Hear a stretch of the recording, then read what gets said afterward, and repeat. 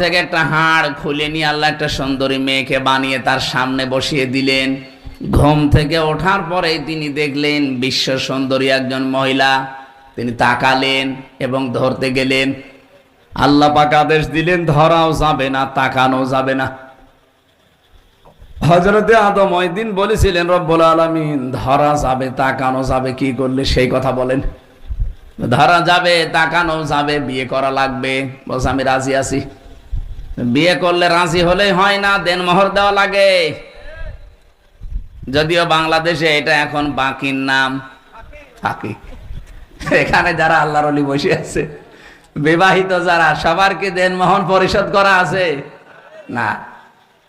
সংসার করে যাচ্ছেন ৪৫ বছর, হঠাৎ করে কেবল পটল তুলবেন, সেদিন ইমাম সাহেবের সামনে এ রবিন সাহেব, আমি রামজা শরীফুল ইসলাম বলবে যে এর মাফ করে দেন।